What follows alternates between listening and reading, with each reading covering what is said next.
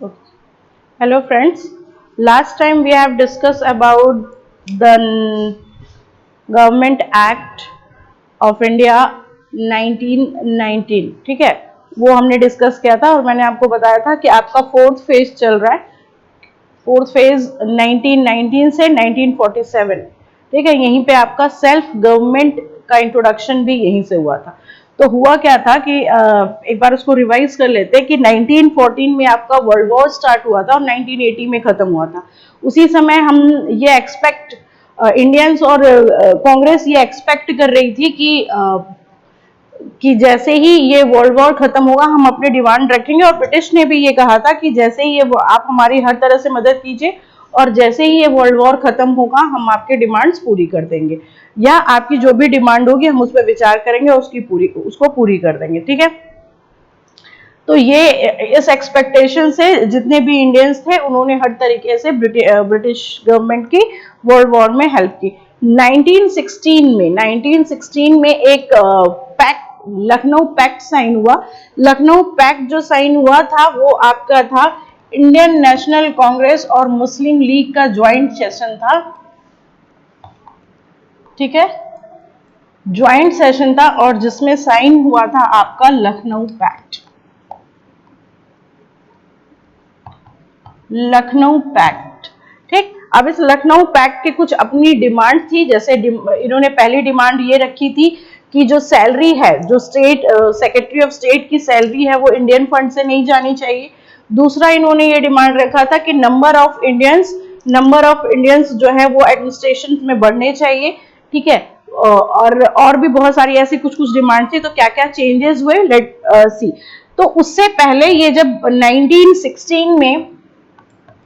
1916 में ये आपका लखनऊ पैक्ट साइन हुआ, उसी समय आपके जो मॉन्टेग्यू थे, ठीक है, मॉन्टेग्यू चैमफोर्ड्स रिपोर्ट भी कहा जाता है। मॉन्टेग्यू आपके इंडिया आए और उन्होंने वायसराय से, जो मॉन्टेग्यू थे वो आपके that time he was the secretary of state थे। ठीक है, और उन्होंने देखा कि छोटी छोटी जो क्रांति हो रही है कि क्या ऐसे रिफॉर्म्स करने चाहिए जिससे इंडियन सेटिस्फाई हो जाए और हम इस पे ठीक से रूल कर सके, क्या क्या प्रॉब्लम्स आ रही है। ठीक है, तो वायसराय से मिले और उन्होंने एक घोषणा की जिसको हम मॉन्टेग्यू घोषणा पत्र कहते हैं। 20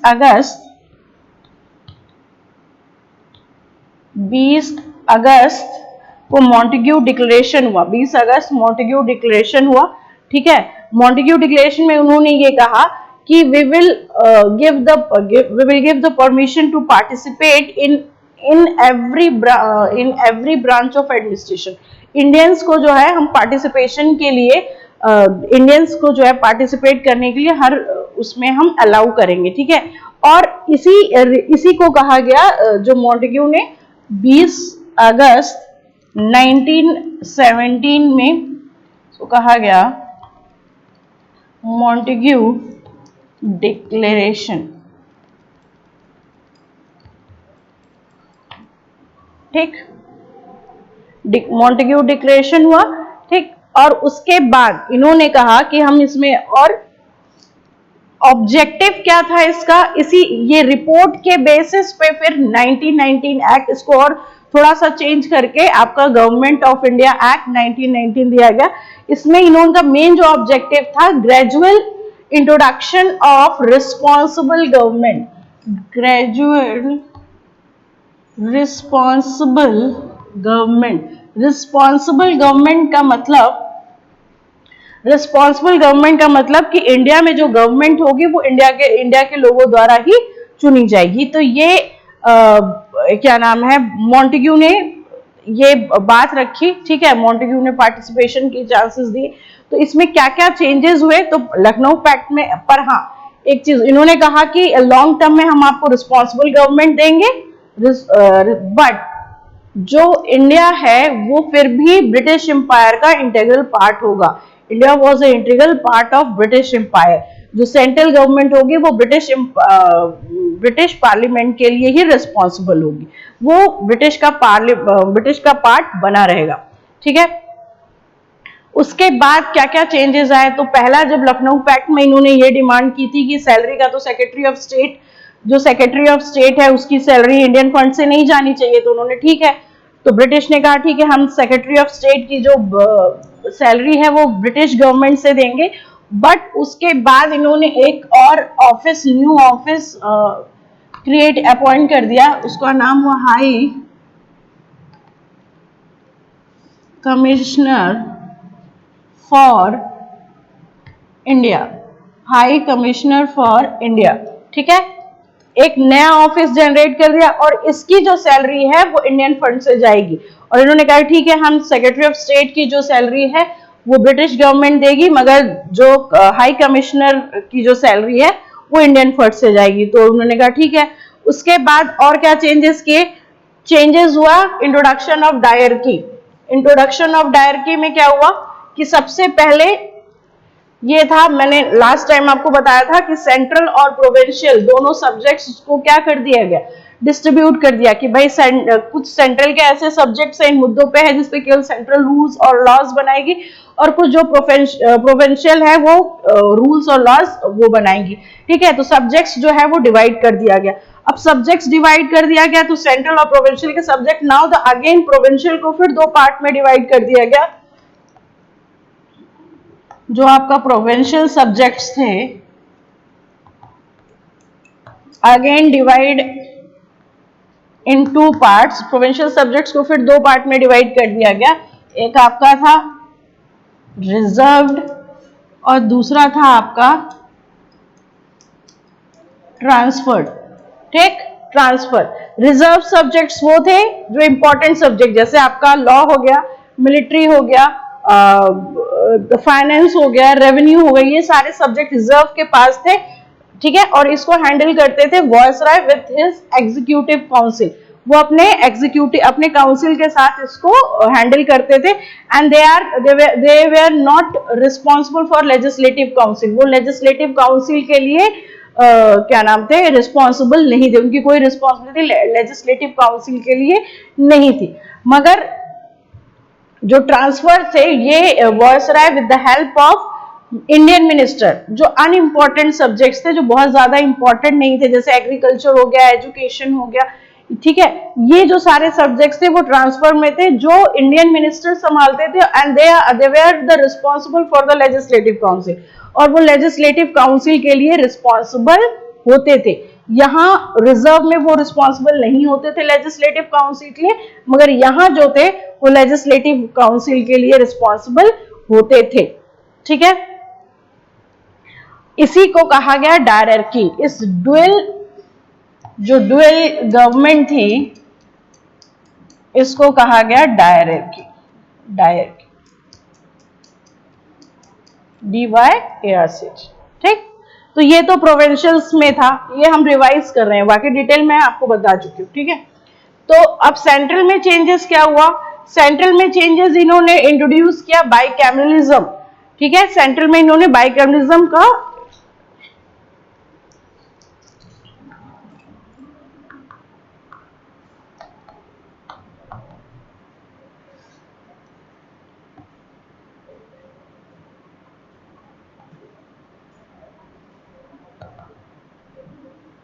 बाइकैमरलिज्म। ठीक है,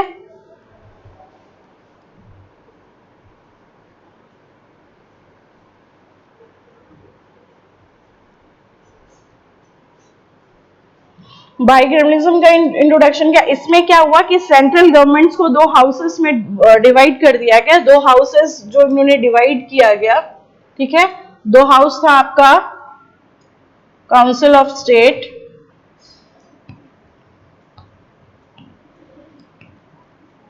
और लेजिस्लेटिव असेंबली, विधान परिषद और विधानमंडल। ठीक है, अब काउंसिल ऑफ स्टेट, जो काउंसिल ऑफ स्टेट था इसको कहा गया अपर हाउस। ठीक है,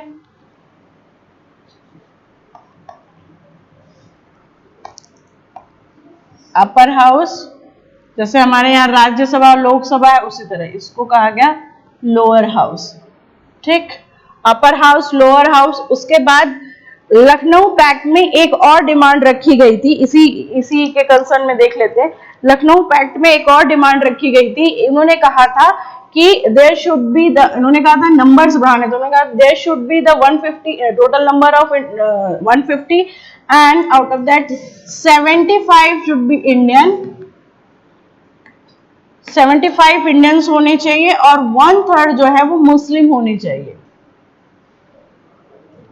यानी 25 जो है वो आपके मुस्लिम होने चाहिए।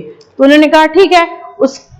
तो इन्होंने क्या किया, नंबर्स तो बहुत ज्यादा बढ़ा दिए, नंबर्स जो है ऐसा नहीं 150 से ज्यादा। काउंसिल ऑफ स्टेट में इन्होंने 60 मेंबर्स रखा और यहां इन्होंने 145 मेंबर्स रखा, ठीक, जिसमें से कुछ नॉमिनेटेड थे, 33 आपके नॉमिनेटेड थे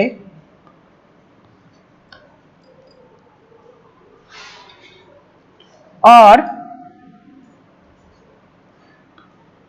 27 आपके इलेक्टेड थे। सॉरी, उल्टा हो गया, ये इलेक्टेड थे और 27 जो है वो आपके नॉमिनेटेड थे। नॉमिनेटेड में भी ऑफिशियल और नॉन ऑफिशियल डिवाइड था। यहां 145 में 104 जो आपके थे वो इलेक्टेड थे, ठीक है, और जो बाकी थे 41 वो आपके नॉमिनेटेड थे। नॉमिनेटेड में से फिर ऑफिशियल और नॉन ऑफिशियल। तो इस पूरी व्यवस्था को, इस पूरे ये जो पूरा प्रोसेस था इसको कहा गया बाइकैमरिज्म। तो इंट्रोडक्शन हुआ बाइकैमरिज्म का। दूसरी चीज मैंने आपको ये बताई थी कि जो एग्जीक्यूटिव काउंसिल थी वॉइस राय की, उसमें अब क्या थे, ये सब रिवीजन हो रहा है, यानी 6 थे जिसमें से 3 अब इंडियंस होंगे, ठीक है, मगर except chief commander. Chief commander जो है वो ब्रिटिश का ही बंदा रहेगा, बाकी जो है वो इंडियंस हो सकते हैं, ठीक। उसके बाद इन्होंने 1909 में इन्होंने सेपरेट इलेक्टोरेट की बात की थी मुस्लिम्स के लिए। अब इन्होंने इसको एक्सटेंड कर दिया था, अब सिख के लिए भी सेपरेट इलेक्टोरेट था, इंडियन यूरोपियन के लिए था, इंडियन क्रिश्चियंस के लिए था, एंग्लो इंडियन के लिए था, सबके लिए जो था वो सेपरेट इलेक्टोरेट कर दिया गया था। पहले 1909 में था कि क्या केवल मुस्लिमों के लिए था। दूसरी चीज एक और ये था कि जो फ्रेंचाइजी है, मतलब वोट देने का अधिकार, वो केवल 3% लोगों के लिए था, ठीक है, केवल अब वो किस बेसिस पे फ्रेंचाइजी थी, फ्रेंचाइजी का मतलब वोट देने का अधिकार, ठीक है। तो वो टैक्स पेयर, अगर कोई बहुत ज्यादा टैक्स पे करता है तो वो दे सकता है। फिर कोई एजुकेटेड है, किसी के पास कुछ लेवल की डिग्री है तो वो आपका वोट दे सकता है, ठीक है, प्रॉपर्टी के बेस पे। तो पूरे, और इसमें से वुमेन्स तो बिल्कुल अलाउ नहीं थी, वुमेन्स जो थी वो बिल्कुल अलाउ नहीं थी वोट्स देने के लिए। इसलिए तो मतलब पूरी जितनी भी पॉपुलेशन थी उसमें से केवल 3% पॉपुलेशन को ही फ्रेंचाइजी थी, मतलब वोट देने के लिए। उसके बाद आपका इसी 1919 में एक सेंट्रल पब्लिक सर्विस कमीशन की स्थापना होनी थी, जो 1926 में इन्होंने सेंट्रल पब्लिक सर्विस कमीशन 1926 में रिक्रूट मतलब अपॉइंट करनी थी, वो अपॉइंट किया 1926 में। मतलब इन्होंने कहा कि हम करेंगे, किस लिए करेंगे, रिक्रूटमेंट ऑफ सिविल सर्वेंट, ठीक है। तो एक अपॉइंटमेंट, एक ऑफिस बना जिसको कहा गया सेंट्रल पब्लिक सर्विस कमीशन, ठीक। उसके बाद पहली बार जो सेंट्रल है और जो प्रोविंशियल है, इन दोनों के बजट्स अलग कर दिए गए कि आप अपने बजट्स का डिस्ट्रीब्यूशन कीजिए और प्रोविंशियल अपने बजट्स का डिस्ट्रीब्यूशन करेंगे। इन सब के अलावा इन्होंने कहा कि 10 साल के बाद, ठीक है, 10 साल के बाद एक स्टेटरी कमीशन, एक कमीशन या एक कमिटी अपॉइंट की जाएगी जो चेक करेगी कि 1919 का क्या प्रोग्रेस, और वो रिपोर्ट देगी, ठीक है, कि 1919 में, यानी 10 साल के बाद, यानी 1929, ठीक है, 1920 की रिपोर्ट देगी कि जो ये रिपोर्ट थी, ये जो 1919 गवर्नमेंट का एक्ट था, ये प्रॉपरली तरीके से इन्होंने 10 साल में क्या क्या काम किया उसके प्रोग्रेस का उसको चेक करेगा। तो 10 साल बाद एक क्या नाम है, एक कमिटी या कमीशन अपॉइंट किया जाएगा। ठीक, तो ये आपका 1990। इसी के बाद हम देखेंगे कि इसी में है आपका साइमन कमीशन। ठीक है, इसी में हम देखते हैं आपका साइमन कमीशन। असल में हुआ क्या कि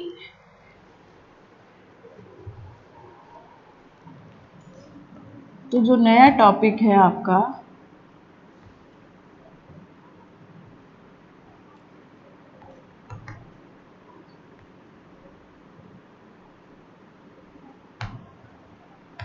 साइमन कमीशन। ठीक, तो साइमन कमीशन था क्या? जो साइमन कमीशन था, हुआ क्या कि 1919 में ही जो है उन्होंने बताया था कि जो क्या नाम है, एक स्टैट्यूटरी कमिटी गठित की जाएगी। ठीक है, एक स्टैट्यूटरी कमिटी आपकी गठित की जाएगी। उस समिति वो क्या करेगी, रिपोर्ट करेगी कि 1919 के प्रोग्रेस में क्या हुआ। मगर हुआ क्या, 1929 में ब्रिटेन में क्या होने वाले थे, चुनाव होने वाले थे, इलेक्शन होने वाले थे। अब इलेक्शन होने वाले थे तो जो ये पार्टी थी इनको कुछ, और इंडिया में क्या हो रहे थे, छोटे छोटे बहुत सारे क्रांति और रिफॉर्म्स हो रहे थे, आंदोलन हो रहे थे।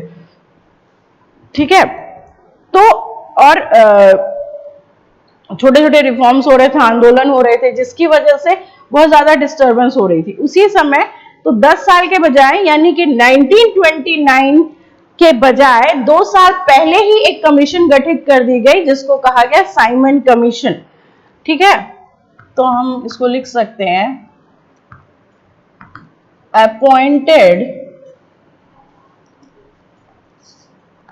इन नवंबर 1927,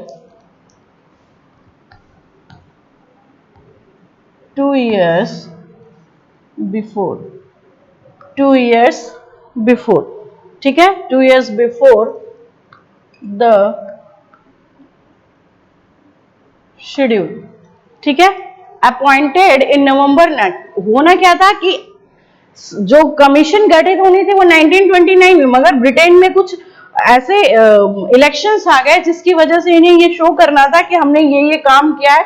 तो उसने क्या किया कि साइमन कमीशन एक क्या नाम है, एक कमिटी गठित की और 2 साल पहले ही गठित की, 2 साल पहले ही इसका अपॉइंटमेंट कर दिया गया, जिसके जो चेयरमैन थे, इसके जो चेयरमैन थे वो थे जॉन साइमन। जॉन साइमन जो थे वो उसके थे। और इसमें मेंबर्स कितने थे? Total members 7, all where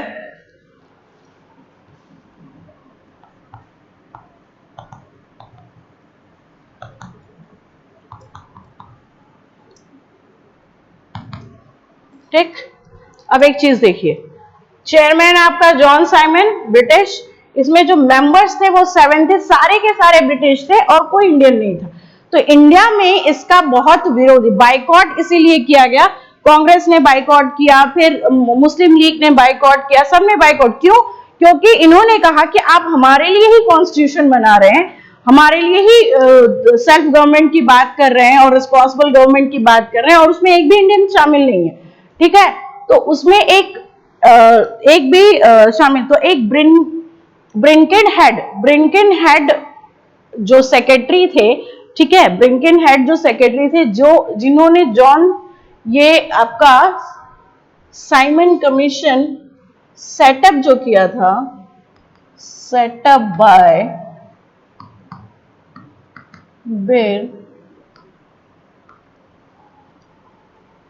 ब्रिंकन head. ठीक, इन्होंने सेटअप किया था, जो उस समय थे आपके सेक्रेटरी थे।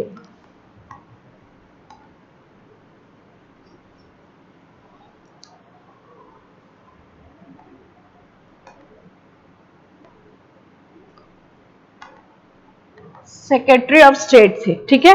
उन्होंने ये सेटअप किया था, जिसका चेयरमैन जॉन साइमन को बनाया गया था, ठीक है। सर, इनके आगे सर लगा था, ठीक है, जॉन साइमन को बनाया गया था। तो ब्रिंकेन ने कहा कि भाई, तो कांग्रेस ने और सबने इसका विरोध किया, कांग्रेस ने विरोध किया, मुस्लिम लीग ने विरोध किया, कहा कि आप हमारे लिए ही कॉन्स्टिट्यूशन बना रहे हैं, हमारे लिए ही गवर्नमेंट बना रहे हैं, और उसमें एक भी इंडियन शामिल नहीं है, उसमें एक भी इंडियन नहीं है। तो ब्रिंकेन ने कहा कि हम इंडियंस को इसके लायक नहीं समझते। उन्होंने कहा कि हम ये जानते हैं कि जो इंडियंस है वो इतने कैपेबल नहीं है कि वो अपने लिए कोई संविधान या कुछ भी ड्राफ्ट कर सके, ठीक है। तो ब्रिंकेन ने उसी समय क्या हुआ, ठीक है, तो हम पहले यहां लिख देते हैं INC boycott, INC Muslim league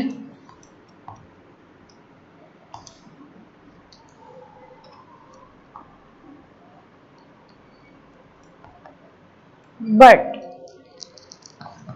कुछ लोगों ने समर्थन भी किया था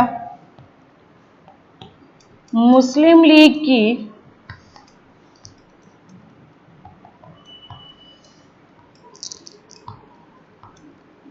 स्मॉल पार्टी थी Saif, Mohammad Saif, by Mohammad Saif and Justice party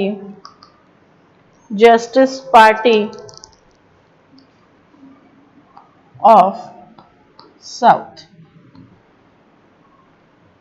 supported. ये दो जो पार्टी थी इन्होंने सपोर्ट किया था, बाकी सबने इनका बाइकआउट किया था, ठीक है। तो अब ब्रिंकेन ने कहा कि हम ये, जैसे ही ये पता चला कि साइमन कमीशन आ रहा है, और तो 2 साल पहले ही आ गया था, तो मुस्लिम लीग जो थे, मुस्लिम लीग और जो मुस्लिम लीग के उस समय थे जिन्ना,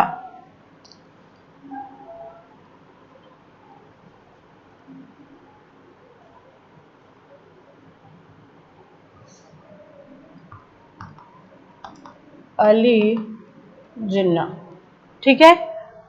तो मुस्लिम लीग और जिन्ना और कांग्रेस का जो मद्रास में कांग्रेस का मद्रास में एक सेशन हुआ था, ठीक है। उसके जो मुख्तार मोहम्मद अंसारी ये चेयर प्रेसिडेंट थे उस समय, उन्होंने ये बाइकआउट किया था।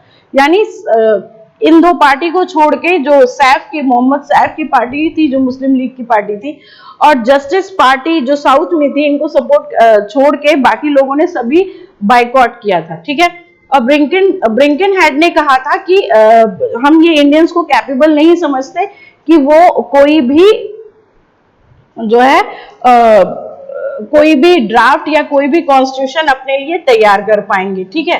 तो अब इसके बाद क्या हुआ कि जो कांग्रेस थी इसको चैलेंज की तरह से लिया इन लोगों ने, और इन्होंने ज्वाइंट पार्टी, तो पहले तो इसका सब क्या हो रहा था, सबका विद्रोह हो रहा था, ठीक। तो ऑल पार्टी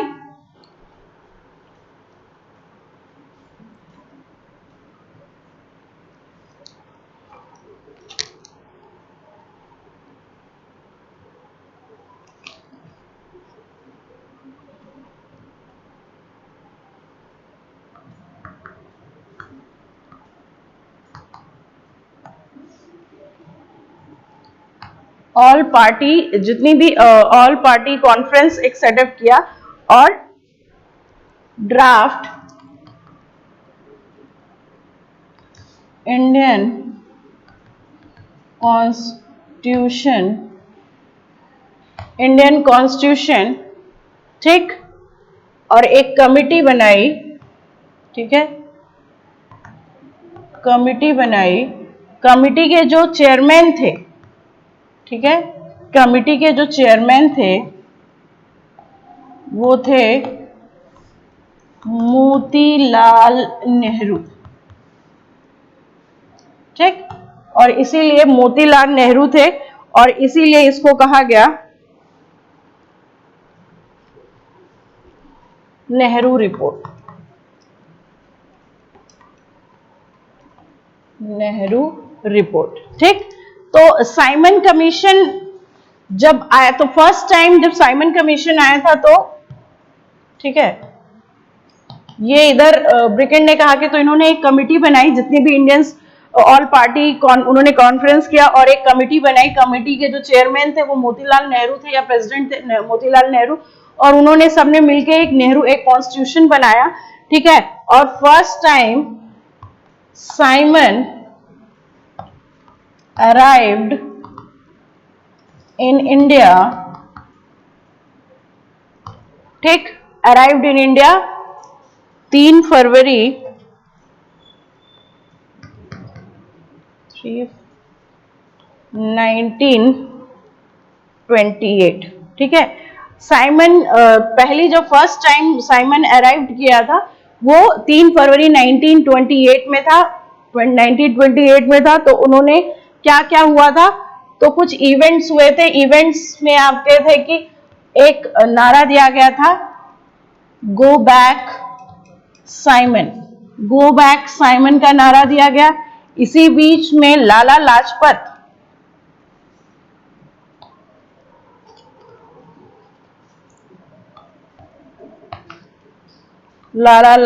राय डेथ, ठीक है, लाला लाजपत राय की डेथ हो गई due to lathi charge,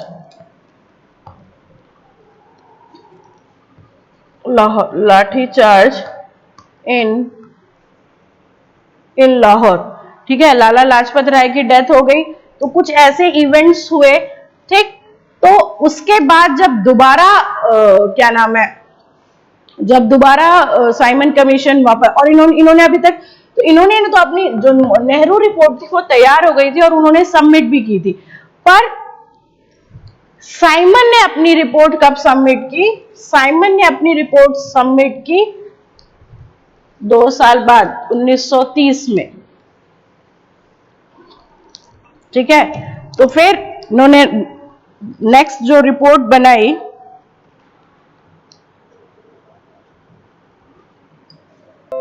twenty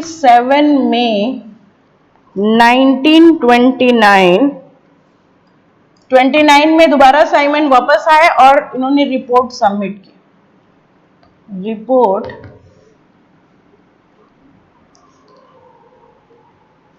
submitted.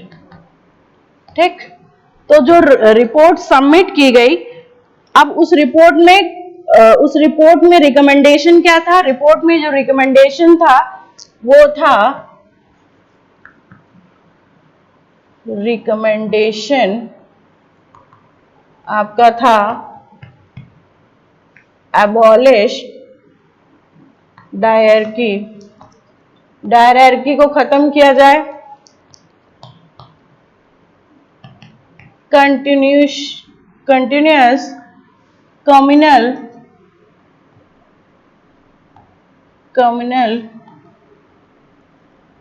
Communal representation उसी तरह चलेगा। उसके बाद सी इन्होंने कहा कि प्रोविंशियल में सेल्फ गवर्नमेंट, मतलब सेल्फ गवर्नमेंट रहेगी, एक्सटेंशन ऑफ रिस्पॉन्सिबल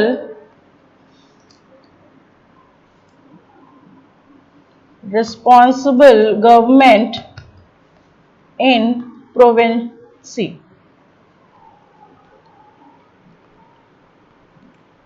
फिर चौथा इन्होंने कहा, एस्टैब्लिशमेंट ऑफ फेडरेशन, संघ बनाया जाएगा, federation of British India and princely state. इन्होंने कहा कि छोटे छोटे जो प्रिंसी स्टेट्स हैं, जो प्रिंसली स्टेट्स हैं, और जो क्या नाम है, ब्रिटिश इंडिया, इनके फेडरेशन संघ बनाया जाएगा। ठीक है, उसके बाद ये सारे रिकमेंडेशन हुए, नेहरू रिपोर्ट से भी बहुत सारी चीजें मतलब बहुत कम लिया गया, मगर साइमन कमीशन की रिपोर्ट से ज्यादातर चीजें ली गई। उसके बाद आपका, उसके बाद 3 राउंड, यानी इसी को 3 राउंड टेबल कॉन्फ्रेंस हुए बिटवीन कॉन्फ्रेंसेस बिटवीन 1930 से 1932 के बीच में 3 राउंड टेबल कॉन्फ्रेंसेस हुए। किस किस में? ब्रिटिश गवर्नमेंट, ब्रिटिश इंडियन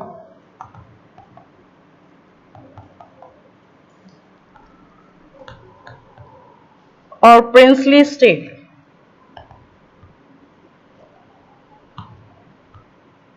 ठीक है, इनके बीच में 3 राउंड टेबल हुआ। उसके बाद इस डिस्कशन हुआ, कॉन्फ्रेंस हुआ। फिर on the basis of discussion white paper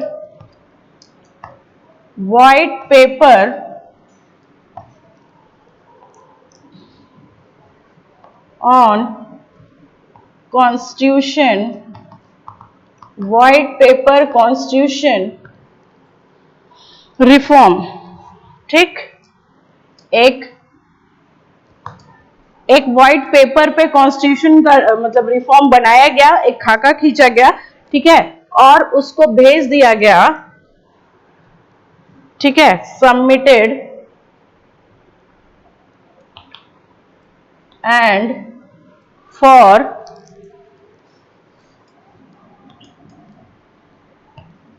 consideration joint select committee